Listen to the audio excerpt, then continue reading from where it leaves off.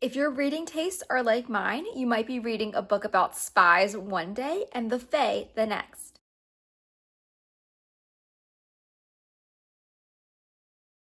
Welcome back to The Reading Chamber, an online bookstore for young adult fiction. This is our deeper dive into books that we sell at the bookstore and book reviews for YA books I read in the recent weeks. Today's deeper dive features Cross My Heart and Hope to Spy by Allie Carter.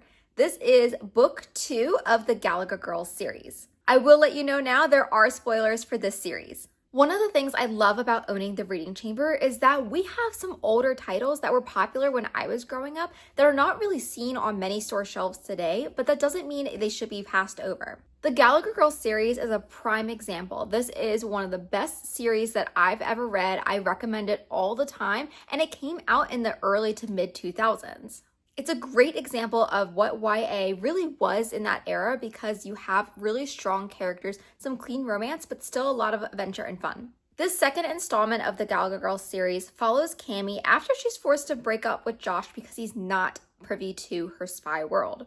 Cami and her friends are hoping for a quiet semester, but that all goes down the drain when they learn that their school is going to be hosting Blackthorne, which is a boys' academy for spies. Here we meet cocky Zach, whose flirtations with Cami she finds slightly annoying but also intriguing, and we can't tell if the Blackthorne guys are really the good guys or not.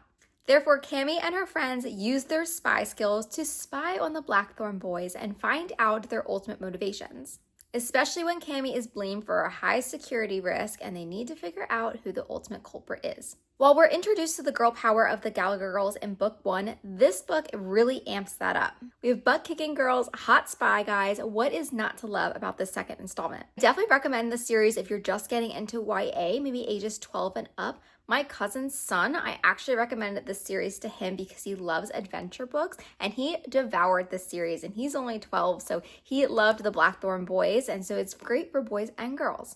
You can purchase this book and the first one at thereadingchamber.com. Since I'm still behind on the YA books that I've read in recent weeks, this YA book is from late May. I read Trials of Saints and Glory by Emily Blackwood. I actually saw the first 2 books of the Fae of Rewyth series at the Reading Chamber, and I finally got around to reading the 4th out of 5 books. Another warning, spoilers are ahead for this series as well. The last book left off with Jade narrowly escaping death when Malachi's mom, who's a witch, brings her back to life. They were in the middle of a battle with the Paragon, which is basically a ruling class in their world. To stop the battle, Malachi and Jade agree to go with the Paragon and for Jade to complete in Trials of Glory to make sure that she is going to be a good member of the Paragon. Jade is completely pushed to her limits, but they also discover that she's not really human anymore, if she ever was at all.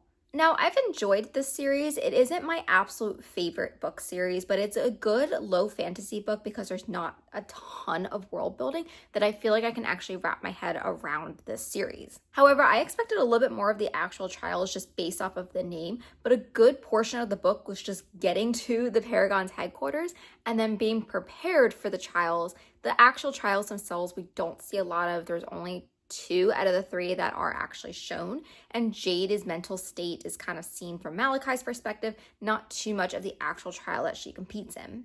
They spend so much time worrying about the trials, and then when they do get there, all of a sudden they want to escape, and so it kind of felt rushed at the end. They also spend the whole last book and this book talking about how Silas is basically unkillable, but then all of a sudden there is a magic spell they can basically do to kind of put him in like a forever sleep.